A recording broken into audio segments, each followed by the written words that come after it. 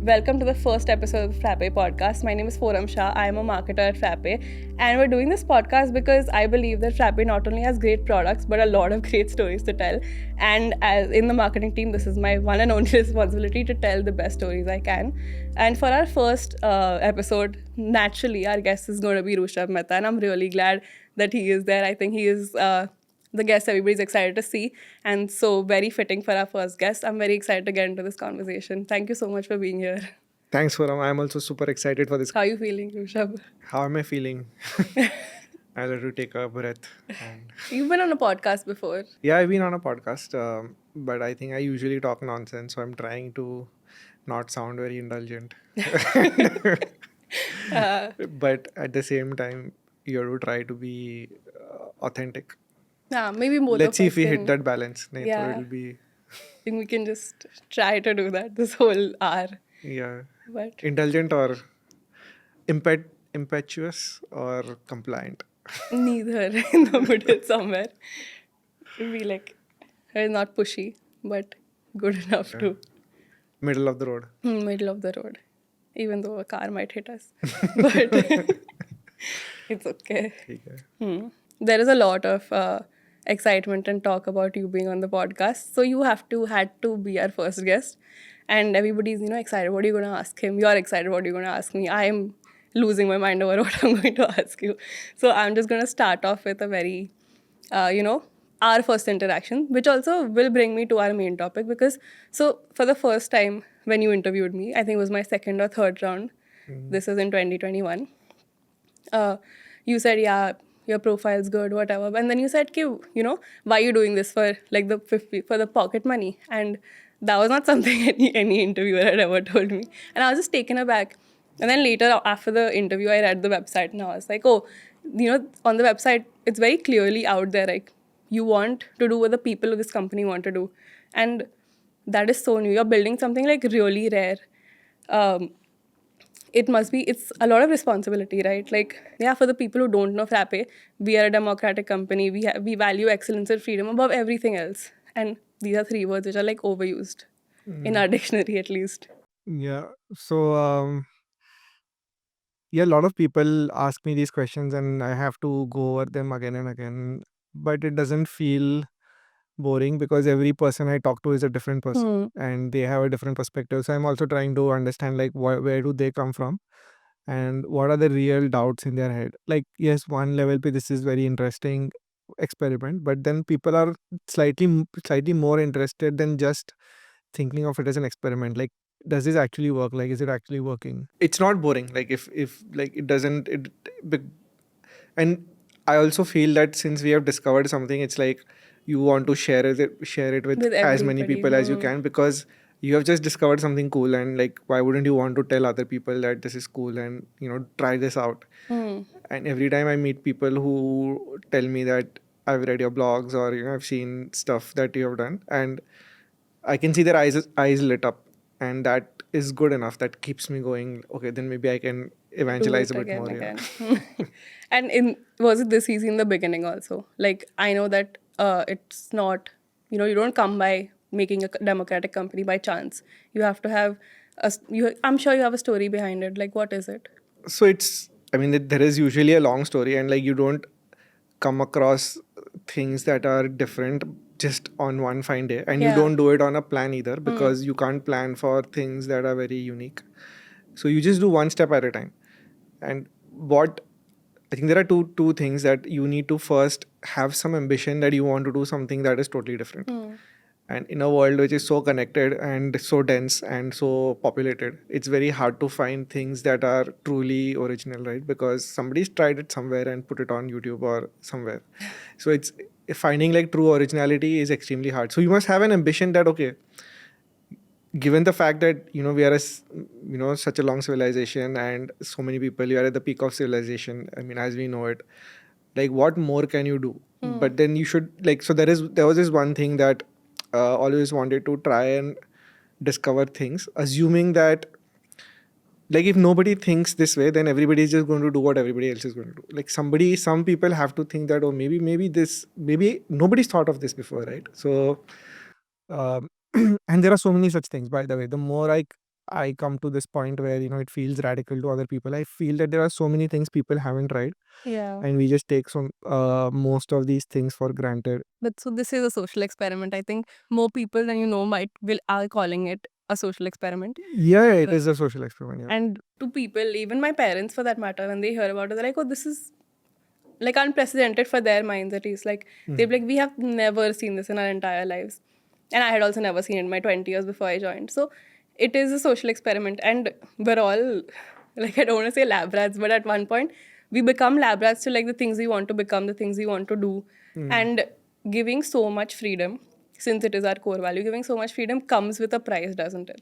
Like it comes with so many things behind it. It doesn't stand on its own. There are multiple points. So one was this experiment. Like why experiment and why not experiment? I mean, what is an experiment? What is not an experiment? Like, is life an experiment?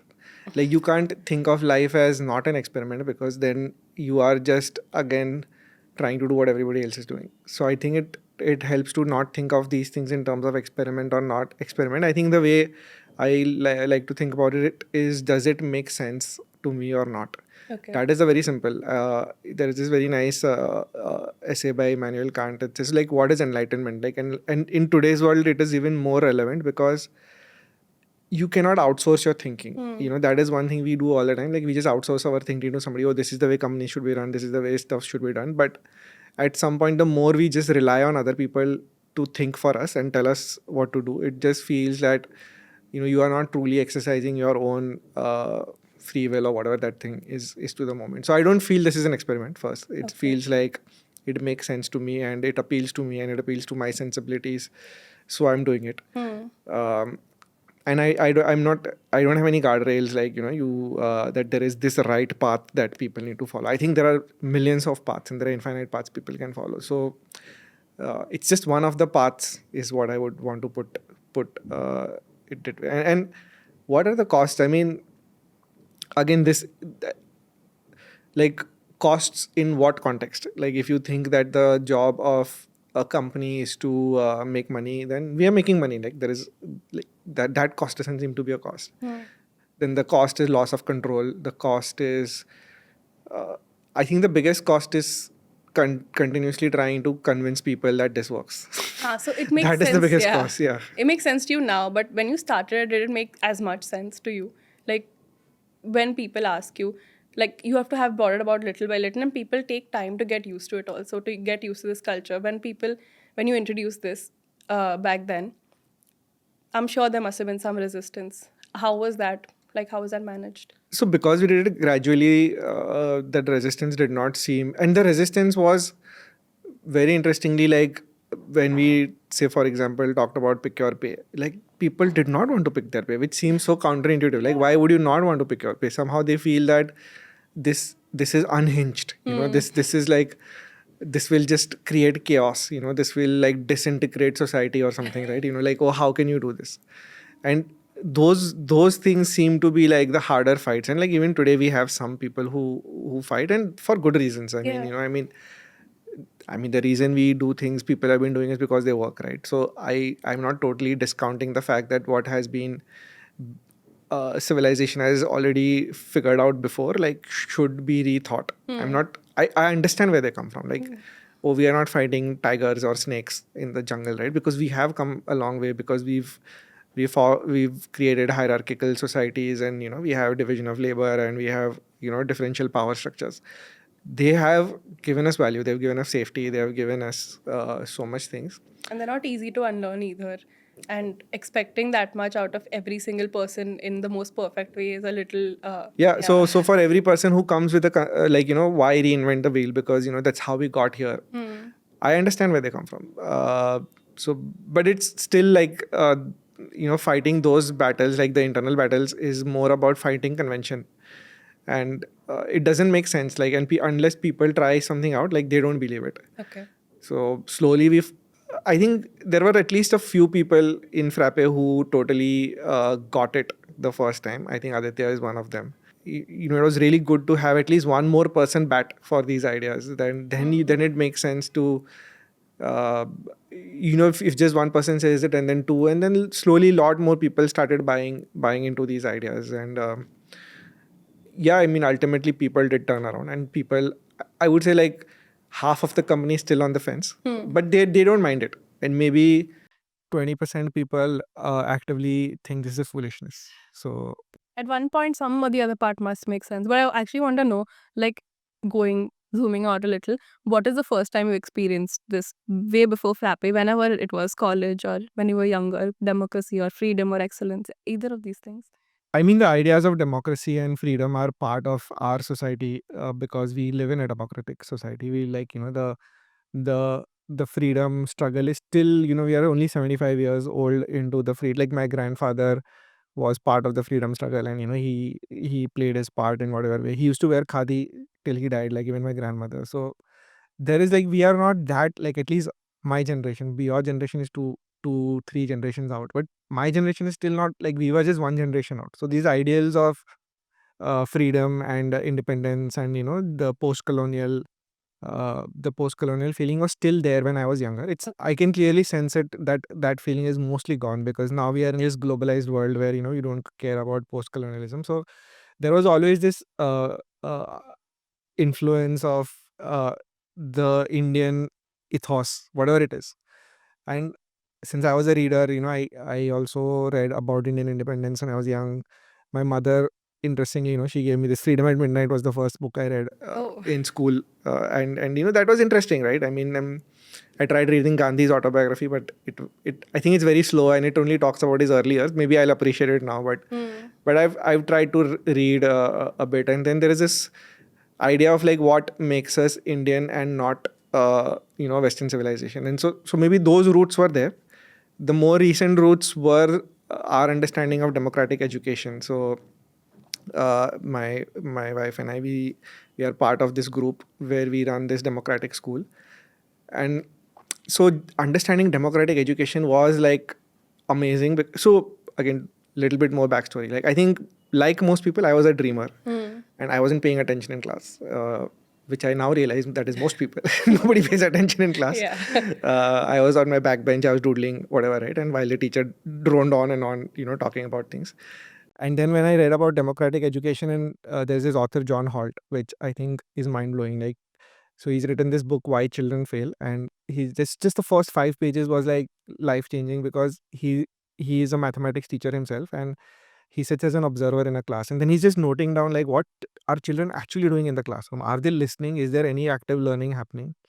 One of the things he says is, when the teacher is asking a question, like kids will put their hands up, not basis of whether they know the answer or not. They'll put their hands up if they think that if I put my hand up, will the teacher ask me to on you answer? or not. Yeah, because there are some teachers who will call the those who people, haven't put their hands up, right? And there are some kids, teachers who will call people who put their hand up. So, and then that is what I realized, and then he gives so many examples that when if you're really testing knowledge, then why do you pre-announce exams? And exams shouldn't be pre-announced. Like, and then why does all exam papers come with the same format? Like when I was in college, I had my struggles, but the moment I realized, oh, all I need to do is look at past papers and just just solve those questions that I've done, right? And then you realize, oh, the whole system is designed to just discipline you, right? Yeah. And then the whole idea that the goal of education, or the industrial schooling, as you call it, is to, there's only one thing people learn, is how to stay out of trouble. So if you create trouble, you're going to get trouble back. There is a small set of children who excel in the attention, and they do well in class, but like majority are just staying out of trouble. They don't want to get into trouble. And then this whole idea that the school is a prison.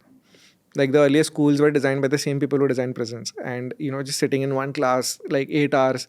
Like if you tell an adult to sit in one place for 8 hours and just listen to something, like They don't, yeah, it they're not doesn't, able to do it. It's not, nobody can do it, right? And you can't walk around, you can't take toilet breaks, you can't do all of that, right? I mean, without permission, right? That's So a way to foster creativity. No ideas come from that. it's a prison. So then when I learned about democratic education, like, so there is this human rights United Nations Charter of Human Rights, which lays down like every basic human rights every child should have, and every person on this planet should have, and we don't give children human rights. So schooling is actually abuse of human rights if you really think about it. And like when I realized all of this, and then that was like, whoa, like, this totally makes sense to me, right? Like, this is what I went through, right? I just went through this whole experience of 15 years just sitting and, feeling bad about myself and, not feeling guilty of not paying attention or, not doing well in exams and all. And then like, oh, I realized that's everybody. Yeah. And then you go to the workplace and then you have the same thing continues, that there are some people who are the teachers, who become managers, and then the rest people are just supposed to somehow Sit and follow, satisfy, yeah. just sit and do exactly what the other people tell you. It's not a way to work. I think it's like people will do it just to earn their like stable paycheck, but people will not have fun. People will not be happy at work, and that's something that you've changed. That realization, like, once you know this, you cannot unknow this. And for me, so that's why when people say like, oh, how, like, so the democratic education was completely like, then we started our own school, which is now in its 7th year, just micro school of 25 kids. But like, then once you see this, like, you realize, oh, this clearly makes sense. And like, and then I started translating those ideas to work. Like, then why should workplace be any different? Like, why shouldn't people in the workplace experience the same amount of freedom that we should give everybody, right? And then you understand that people truly prosper when they have these things, which is freedom. Because I think all of us have an innate need to either mastery or some kind of self-actualization, like, which is very innate in us, and we will do it without a manager telling us, right? So just unlocking that potential made sense to me. And there was also, again, historic, like when you read about the French Revolution, the values, and how this way of life came to be from monarchies to mostly now liberal democracies across the world. And then you realize, oh, liberal democracies are so powerful, like America versus Russia and all of that. So there is a lot of theoretical backing to doing this, but it's not done inside companies yet. So Yeah, that's what's unique. And I think we spoke about this mastery based management, right? Like we were talking about like why will people work if they're not pushed? But because they already have the pressure and the will to do better and to do well. And if there is a workplace that enables you to do that, I don't think any startup does it the way we do, right? Like very random. I've seen a very random video of like startup people having these crazy rules and this whole making it a big thing to work 10, 12, 15 hours, and that's not the balance that leads to like burnout. yeah, I think the way these startups work, I mean, okay, that's a whole different topic, but yeah, I think the model is like, you work hard and you work harder and you work very hard and you make a lot of money. And Mr. Murthy and a lot of people say like, you work 70 hours a day or stuff like that. But yeah, you should work if you feel like working. I think that is the trick. Like one of the best questions I've been asked, and any employee at Frappe has been asked, is, "Are you having fun?"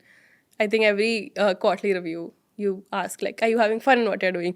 And if the answer is yes, good. And if you're doing well, good. But if the answer is no, then why are you doing that? Like, Yeah. nobody's forcing you that you have to do this one job, otherwise leave. Yeah, there are so many things that actually don't need to be done, and people just do it because they feel there is something. People feel that, okay, this job needs to be done. Nothing needs to be done. Like, I mean, if we all do what we really want to do, it's like an orchestra, right? If you like to play the violin, you play the violin. If you like to play the guitar, you play the guitar, or you play whatever, you play the piano. Like, nobody forces you to play the piano, right? But it's a double-edged sword a little bit, right? Because then some tasks which might be repetitive and boring, people will not want to do it naturally. And who does that then? Where is the line drawn? In case you hire someone for that and they have to do that one job because it's necessary for the company, right? So this is the idea of housekeeping, right? I mean, like, even at home, like, there is a lot of work that nobody wants to do. And even in any community you are a part of, like cleaning or, doing chores, nobody wants to do chores. But if all of us do our part of chores, then, then it's not a problem. But yes, I mean, say if you find somebody who loves to cook, and then it's a job, then it helps you either ways, right? So I think my thumb rule for good work is, even if nobody paid you, you would do that work. But if somebody paid you, it's a bonus. Like, if that is the work you do, then you are in the right career. Like, you would want to do that work anyways without people paying you or not. How do we at like Frappe manage this friction between like people doing the work they want to do and people required to do good work. Again, the question seems like, do what is the friction between the work people want to do and good work? I don't think there is any friction. Like if people do the work they want to do, then they will end up doing good work. I mean, good work for the company, like beneficial for the company overall. And I know that, they are also dependent on the money that comes from the company. But there is a line to freedom. Maybe not. So the assumption is like only some people know what is good work. Like what if that assumption is taken away? Like for example, you joined Frappe, you wanted to do a podcast, and then yes, you wanted to do a podcast. Like if you say nobody wanted to do a podcast in Frappe, we wouldn't have done a podcast. So I think people are smart. Like people, when they join a company, like they have their original insight into what will add value to the company.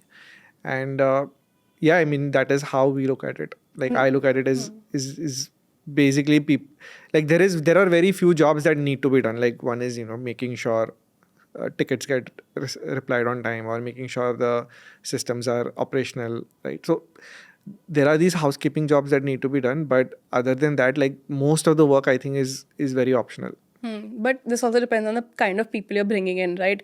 Like, what is your criteria of people that you keep around you and in the company, and people that you keep away? The software business is essentially a talent business. So you want people who are very talented, people who have a passion for something. They are not just doing it for a job. So I have there are three categories of work I think I've kind of classified as. One is, so category C is the work that you will do the minimum work required to get the job done. Like you will so that is the category C work, like the bare minimum to just make sure the work is done. Then the category B is like you will do ethical work. Means that you may not like the work, but even if nobody's watching, like you will do the right thing. If you are housekeeping, no, I mean, so the bare minimum is making sure there is no external mess. But like an ethical work is like you will go and you will look at the corners and you will look at places where it's, if somebody has to do a good job, you have to do a good job. And the category A work is the work you will love to do. Like, I love to keep the house extremely clean. Then it's done out of love. And the category A work is what you want everybody in the company doing. Okay. Like you want everybody in the company doing this work they just love to do. And that is the kind of people you want. And I see not everybody actually falls into that area. A lot of people just want to, like today I interviewed somebody and his passion in life was to travel. Okay. And the work was just a way to means to support the travel ambition in a way. Which is fine, no? Which is fine, but then the work, but then I'm hoping for these people is that, the work they end up doing, they Also love it.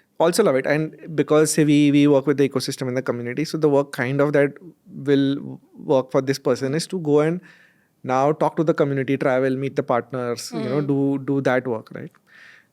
So if you find somebody who so again, right, so you need talent, you need people who are kind of switched on in some ways in life, and which I feel sad because it feels discriminatory to people who, like every time I reject somebody in an interview, it feels very discriminatory. Like, oh, it isn't this person's fault that they weren't able to answer the questions in the right way. But keeping that aside, like we have a company to run, so yeah, I mean, trying to find the people who are passionate, who have talent is the key for us. I think for any company, like everybody's looking for these A-listers, these talented people. But I think somewhere what differs every company is that the process takes over, right? The process on how you train them, how you keep them, what keeps them motivated to keep going in the company. That is what differentiates us and every other company. So what do you think we have is very unique that people can't match? I think we have a very honest culture. That's what I feel. And we give extraordinary freedom to other people. Broadly, the way the world works is this idea of capitalism, right? Where if you are an A-lister, you will go and want to work for somebody who pays you the best, right, for your talent. And just because you get paid so much, now you will make sure that you create that value because you got paid so much. And that is usually the psychology behind most companies. Like if you look at, again, all the blue chip, the A-lister companies, like they will go and hire from the A-list colleges and then they will just get the elite candidates who are now already motivated to succeed. And because society is also structured things in a way that, the more wealth you accumulate, or that's the a privilege game altogether, to be like, I get to study here and then I get to work here. But you only get to study here because you're at that point where you have had time to do it. Correct. Yeah. And then people look upon like, oh, you went to this college, or oh, you work with this company, or you work for a Google, or you work for, you went to Harvard or whatever. Like, oh, people light up, right? When you see somebody like that. So I think we are prepped for those kind of things. What makes us different, I think, in a lot of ways, is we are this misfits, like people, who didn't go to those traditional companies, and we still feel that we can collectively do something that will light up people. Yeah, and it is like quite discriminatory because, like, I am also conditioned to be like, oh, you went to Harvard, you went to Oxford, that's crazy. But I personally didn't. So, and I didn't have the chance to either. Like, the college I went to, and I chose it according to what I could personally afford and study and etc.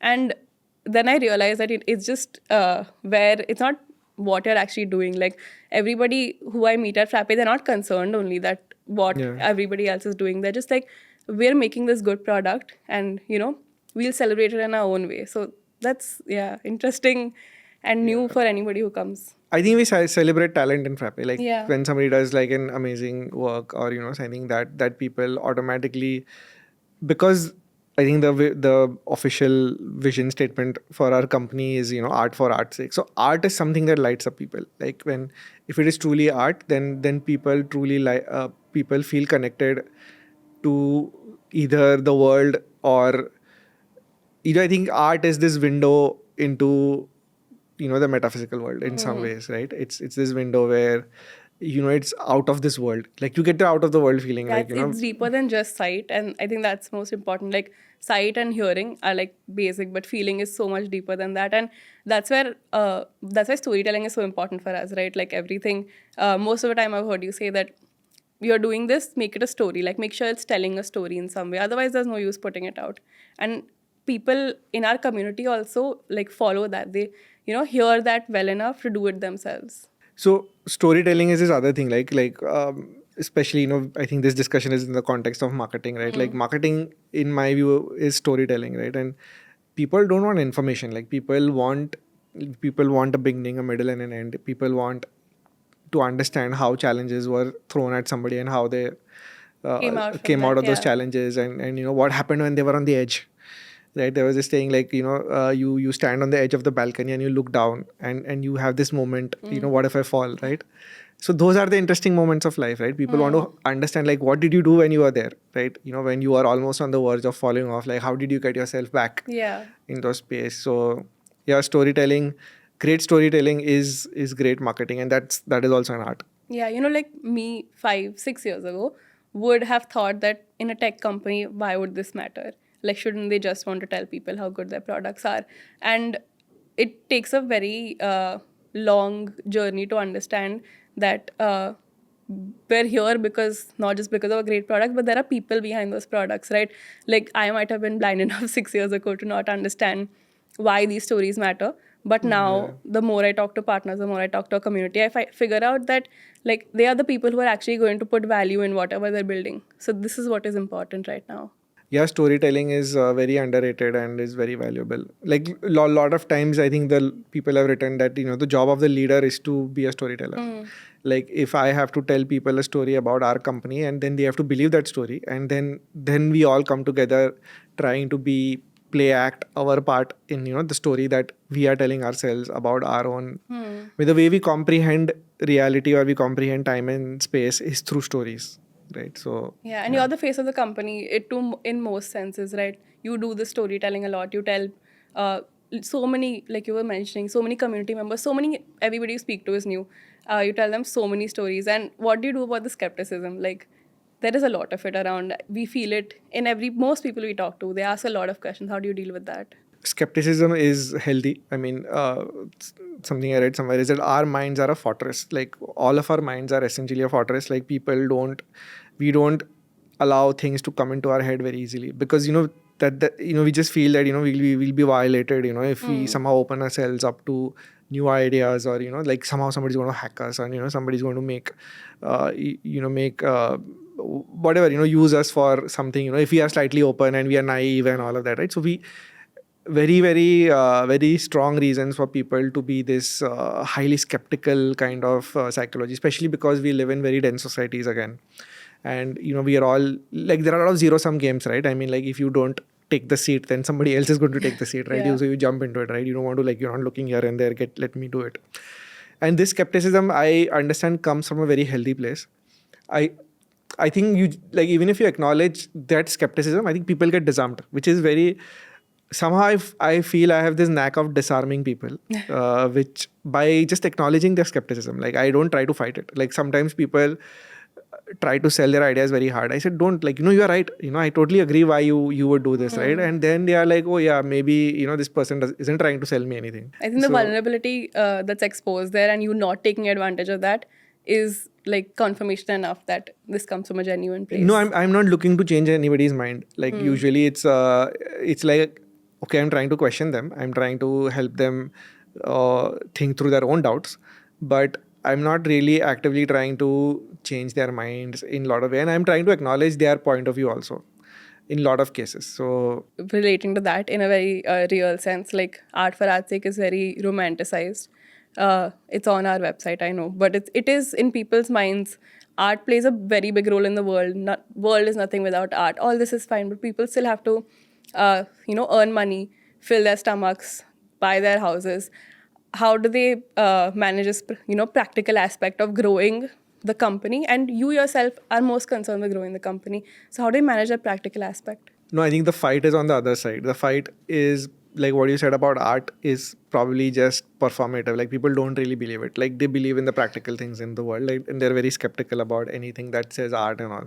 I mean, art is a luxury for most people, and I think the fight is for people, taking people out of this mundane, practicality about working, and then moving, like, showing people, like, the sheer joy of doing art, like, whether it's telling a story or making a great product, or doing, like, great consulting for a partner, right? Everything is an art, like, trying to influence people, trying to be communicative.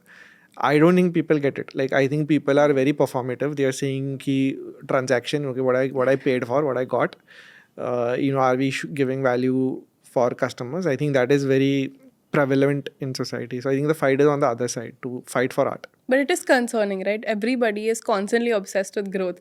Like a lot of our conversations on the offsite were about, oh, if we're going to do an IPO, what is our revenue? How much are we growing?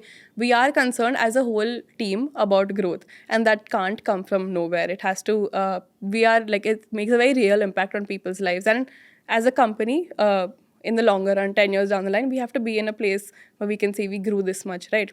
So that doesn't fit. Like it's counterintuitive. You saying people should come to the place of art and So this IPO and money and growth is all fed by the society. I mean, we are constantly, like, if you think about what signal society gives you is, oh, you talk about the Ambanis, oh, Ambani's got a wedding, and this, and, like, people are constantly being bombarded, oh, Virat Kohli lives in London or whatever, right? I mean, people are constantly being showcased these role models who are extremely wealthy, and oh, somebody is billionaire, and somebody is a millionaire, and no matter how poor their taste is, but just because they are rich, you need to now take, like, so society is constantly giving you that signal that art doesn't matter, like, your taste doesn't matter, your wealth matters, right? So I don't think that we need to bat more for it, like, this growth and this IPO and all these things people want anyways, like, in a lot of ways the society wants you to do all of these things anyway. So, and again, like, the part of the vision is also, we don't stop people who feel that creating wealth or creating jobs is a good thing. Like, yeah, that's a good thing. Like, if you want to retire at 50, that's your goal. I'm not judging. Like, I don't again want to judge people who believe creating wealth is what gets them going. Like, if creating wealth is what gets you going, then good enough for you. Like, I'm not questioning that. Interestingly, like, creating wealth is what gets most people going. Yeah. And doing art is not something that most people are kicked about. A minority is kicked, but in Frappe, I think we have a decent number of people who get kicked about creating beautiful things or doing like beautiful. most of the artists and the poets I meet, they're like, midnight poets. They only do after the 9 to 5 jobs. They come home, calm down a little bit, and then they write poetry. And there are very few people who are able to have that privilege to do it also as their full time job.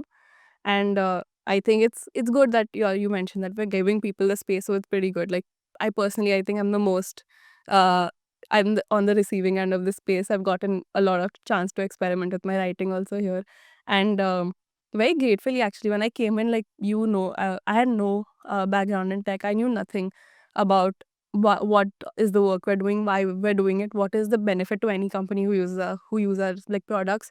And now I'm at a place where I understand both sides of it. Like I am still an artist, I'm still a poet, and I still get to do this. Yeah, you were already accomplished when you came to Frappe, right? You ran a 1 million subscriber YouTube channel, and like that makes you in the top 100 creators or channels. I don't know what it is right now, but like you were already very accomplished when you came to Frappe. So for me, hiring like a person like you, no matter what job you do, is secondary. But I really want to work with people who have done something interesting in life. And personally, at that point, like I just didn't need a change. I wanted a change. I wanted to do something more. And like I had only been in that space my whole life. So exploring beyond that was so necessary for me. And the people that I interact with at Frappe are very different from the people I interact with usually. But they teach me a lot, and they're all really different. And which also brings me to like everybody outside our team who I've spoken to in the community is just has their own sense of life. And it's so like it's such a flavorful, very colorful, it's like holy in a system. Like I don't know why I said that, but it's like a festival. So you think Frappe is like a festival? Is it? It is like everybody I speak to has their own, they're Yeah, it's very very set in their wholesome. beliefs. Yeah. It's really wholesome. And I don't want to say this in a, selling that, oh, we're such a nice culture, whatever, but it's actually really wholesome. Like the last partner interview I took, he just went on and on about like how his dad being in the hospital changed his entire life. And fair enough, like I was like, please do that. No, so everybody has a very interesting story, and like most people are very, very accomplished in their own ways. Like people take very difficult journeys through their life. They start at some place, they end up someplace else, and they have to undergo this transformation.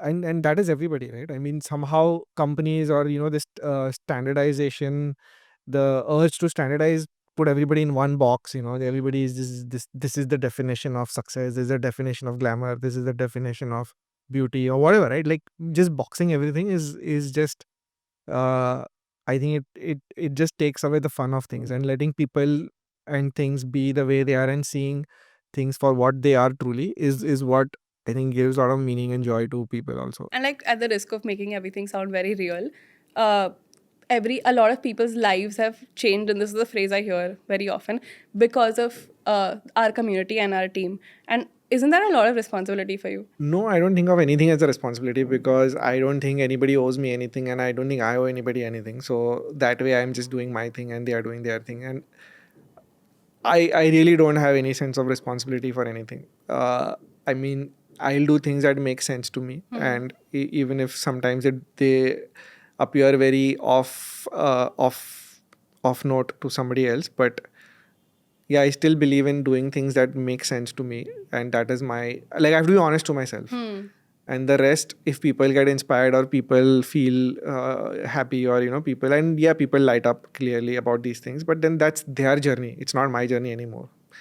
My journey is when I do my own thinking and my own try to understand myself better. That's it.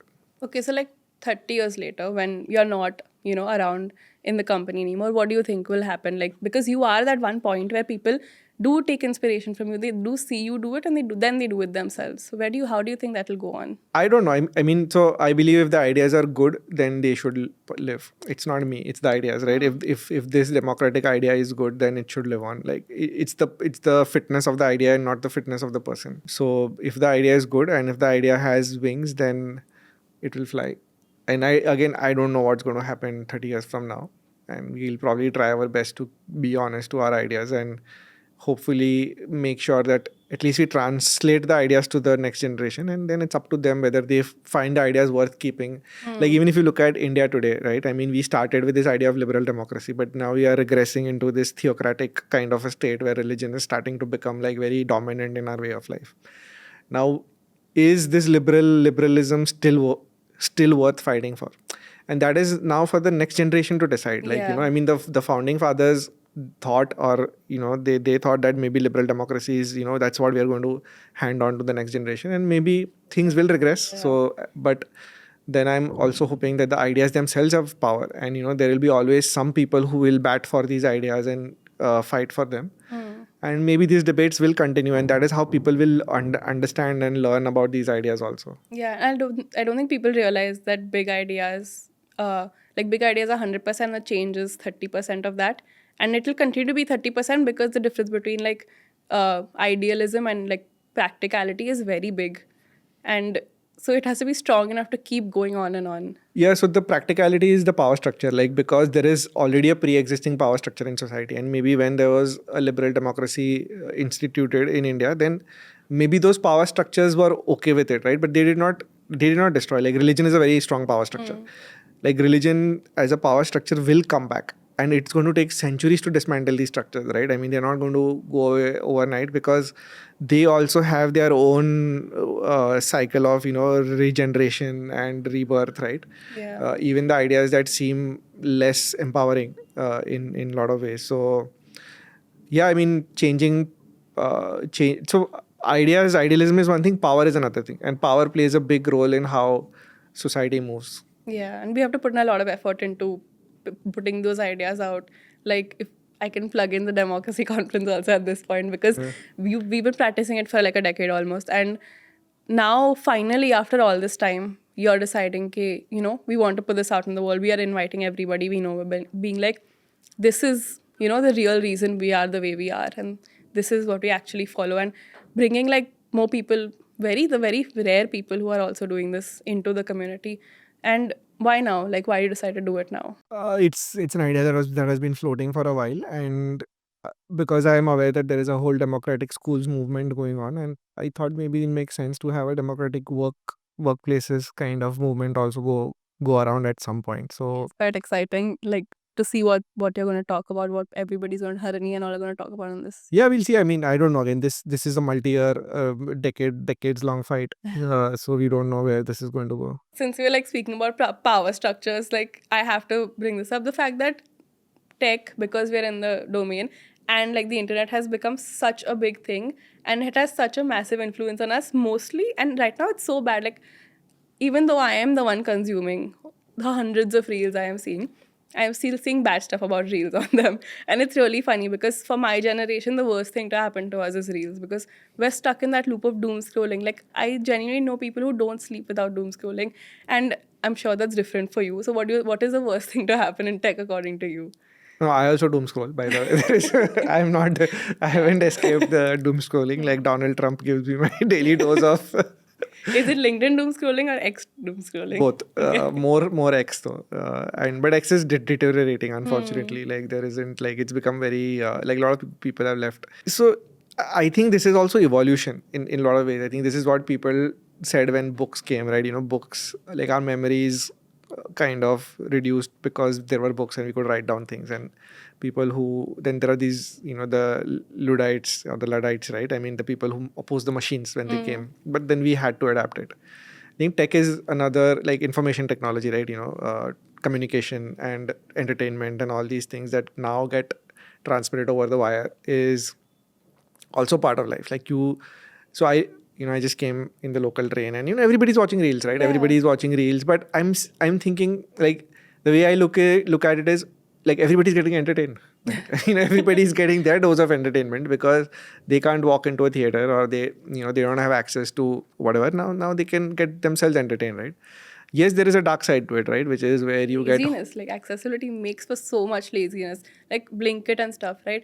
Is when you see there are two sides to it. Like, we're here creating products. Like, we talk so much about creating good products. Like, that should be the only aim. And here everything is, we're just becoming lazier by the second. There's such a big difference in the way we do work and the way we do personal life. Again, I generally like to not come from a place of judgment. Like, what I feel is everybody is smart and intelligent. Like, I'll start with this assumption that nobody's stupid. Like, anybody who watches reels isn't stupid. Like, they know what they're doing at some level. And I also believe that maybe there is a cycle where that maybe there is a phase where you get addicted to this, and then you only realize how bad your addiction is and like what it's doing to your body, and then you kind of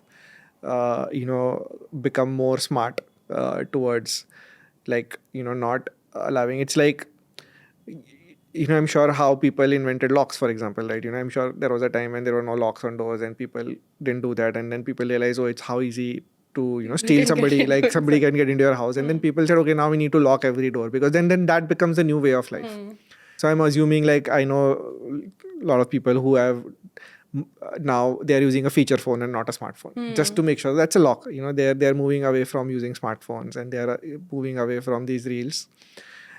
So I think society will evolve. I think society will go through this phase of so I also believe, like, even for things like, say, for example, drugs or so I read this interesting thing about in Eastern Europe, like, there is no such thing as prescription meds. Like, anybody can go and buy any medicine. Anything, yeah, even like tranquilizers and stuff. Yeah. So, but what is the side effect of this is that now everybody is so much aware about what medicines they're buying. Like in countries where, you can only buy certain drugs, like, people blindly trust the doctors.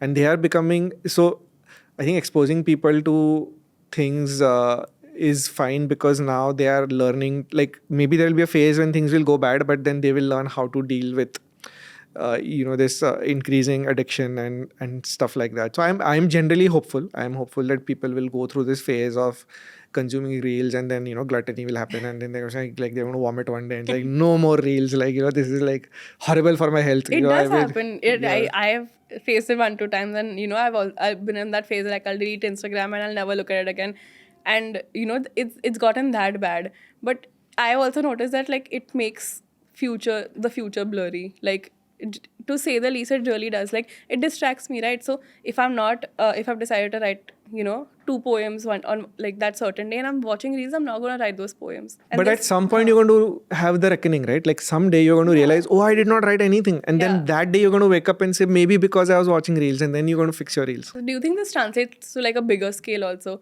like, people in general being more distracted in general versus the growth of whatever they're working for? So I think people will have their reckoning sooner or later, and more people are having. The more people I talk to, right? I mean, they're realizing it's not time well spent, right? It's time they are kind of guilty of spending, or that they should have been sleeping at that time or whatever, right? They should have been relaxing, but now it kind of hyperstimulates you, right? In some way, and then you are in this constant state of hyperstimulation, and then you realize your health is now degrading, right? Because you're not sleeping and you're not taking enough rest.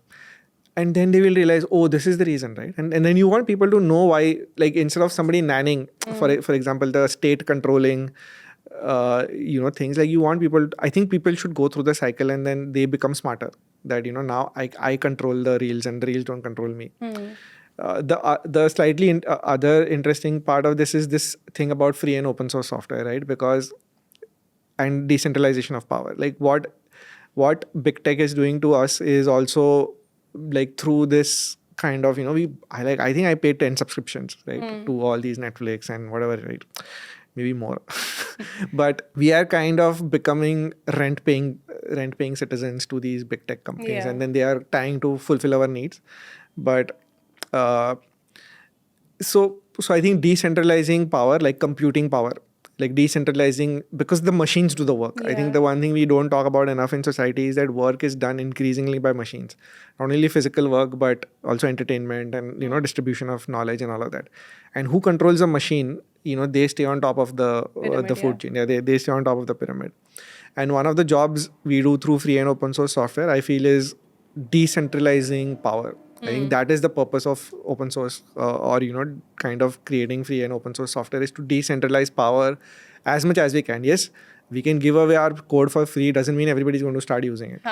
But at least they now have a path. Like, people who now don't want to depend on a big tech for their software needs, they have something. So I also believe that as a company, we are on the right side of the right side of history in terms of decentralization of power. And that is, like, the main fight we're fighting, like, at this point. And okay, so if this is the main fight we're fighting, then 50 years down the line, what does success look like? So success looks like, so what we also want to do is like this whole thing about the cloud. Like, somebody said, like, the easiest way to define a cloud is somebody else's computer, right? So you are on the cloud, you're on somebody else's computer, right? And then like, because computers are so cheap and we all have a computer in our hand, like, can we get people decoupled from the cloud? And maybe we are also selling a cloud, but we also want to sell boxes. Like, we also want to sell actual computers that people can plug in and own their entire software and their data physically. So that would be like the long goal, is to kind of help society move away from the cloud and let everybody kind of run their own self-contained organizations, or either businesses or homes, where you're not plugged into somebody, because the moment you're plugged into somebody, they somehow have power over you. Yeah, they do, In because some way. people sell our data for like nothing, at peanuts at this point. Like big companies, even like anything from Blinkit to Netflix, they'll compile so much data about you and your preferences, and they'll sell it to you. Like we use any ad that we come across is personalized at this point in time, even on Reels. Yeah, I mean, it's then we are the product, right? In some ways. So decentralization of power is, I think, a moral. I think that is how you build a robust society. Like, if there are more power centers, then there is more competition for who does a better job. And yeah, in that trend, I mean, what is happening with AI, which I feel is anyways thoda overblown at this point and oversold, but yeah, it will even result in more centralization of power. Like, Yeah. if thinking machines are owned by only a few people, then they kind of will be. But we'll see. I mean, I don't know. It's very early days to see how this entire thing works But out. early days is also like massive growth, right? Like people have discovered how to automate job, posting, like applying to jobs and everything on ChatGPT. Like ChatGPT will do anything you ask it to. Literally, it'll do anything you ask it to, and that is too much power that you think you're having. But then they have so much personal. People are taking therapy on ChatGPT, Yeah. and it's such a big problem. I think we should let people think through their own problems. Like, I want to come from a place of low judgment in these cases. Like, if people feel ChatGPT gives them therapy, good for them. Like, It's not who good am for I their to judge? futures, right? Like the fact that this very personal information exists on a machine that remembers everything, it's dangerous for them, like very practically. And like ChatGPT has been known to give not helpful advice to people who So are I think the big suicidal. danger is to maintain the status quo and the oligarchy. I mean, that is the only danger. Like, if like, what do the oligarchs want? They just want the current system to continue because It works for them. yeah, they're on the top. Yeah. And they're going to feed you everything to make sure you are sedated enough. You have enough stuff going on in your life, and we'll give you therapy and we'll give you everything you want. But as long as we are on the top, like, we are this benevolent. We are this benevolent capitalists, who are now creating value for you. And we are entertaining you. We are giving you therapy. We are doing your job applications for you. We're doing What so else many do you things for you, want? right? Like, Yeah. yeah, you be quiet. Don't revolt. Don't organize. Yeah. Don't protest. Just be happy. With all the so. Doesn't That it is like the risk. doesn't it make you feel like us having this conversation, being so aware of it was also a privilege, and and that privilege comes with the responsibility that we have to do something about it now. See, so this idea of responsibility again is, I will start with the assumption like not everybody's stupid. Like, everybody who's using ChatGPT also is smart. Like, I don't want to discount anybody's intelligence, or judge them in a way that are they really doing it or not. So we'll see. I mean, we should let society discuss. Like, we should not make hard rules. Like, the way to destroy big tech is to destroy them. Like, is not to have government regulations to control it, but just give away free software to people so that they don't need big tech. And what is the biggest way you use to like you'd convince people? Because even though it's free, people still need to be convinced, because there's so many like notions around it, like, oh, it's free, it must not be as good. It's free, it must need too many add-ins or whatever. How do you like combat that? So some, again, there is, like, you can't convert everybody, but there are some people who are interested and who you can help. Now, maybe you are one, and maybe you convince 5 people. Now those 5 people are now going to be ambassadors for the next 25 25 people, yeah, right? And then they are going to be ambassadors for the next 25. So that's how it happens. Like, I don't think there is any magic bullet you can convert everybody, but I think there is a saying, if you can even convert one person, that's good enough. Yeah. Then that person, now if your idea is truly good, like, the idea itself should have virality. Like, the idea itself should be so good that people adopt it. Like, it shouldn't be anybody's moral authority that makes people. Around also quote Nietzsche, that that uh, all moral authority is will to power. So when you assert your morality over somebody, that, oh, you're using ChatGPT and you're not good enough, it's like you are asserting your power over that person. So we should also not get into that trap, that let people decide, like, if they have enough freedom, if they have enough uh, I mean, we should assume they're intelligent. They are also skeptical. They are also questioning all these things. I like that we came back to freedom at the end of everything Yeah. because it's like it's a very it's a conversation we have very often, and it's a good way to genuinely say also that you do believe in it and you do implement it in every single part. Yeah, and freedom is also freedom to fail, right? We forget that. So we should let people fail because that's how they learn. Like if we try to save people all the time, then they will not fail and they will not learn. Yeah, there's this rule in my house that if somebody's doing a job, you don't, and if you're not going to do it, you don't get to tell them how to do it. Yeah. And it works really well for us to like not have the fights. I mean, there are, of course, advice, etc., but some advice is just power at the end of the day. Yeah, it's just morality. It's power disguised as morality. Yeah. Do you want me to ask you what makes it worth it? What? All of this. Like, there are so many things. There's so many things that you're believing. There's so many things that are pushing. But most of them are the radical path, the unwalked path. What keeps you motivated? Why is it all worth it? Because it's fun. Is it actually? Yeah, it's fun. Like that is what keeps me going, and it makes sense. Again, I don't see it as a responsibility, and I don't see I have any moral authority or superiority over other people. But as long as I find excitement and fun in what I'm doing, that's good enough. That's a good enough place for us to, I think, call this. This is the end of the podcast. So thank you so much for being here. I really appreciate it. And I hope we get to go a long way with this podcast. Thanks, Foram. It was a really fun chat. And wish you all the best for future episodes. Thank you.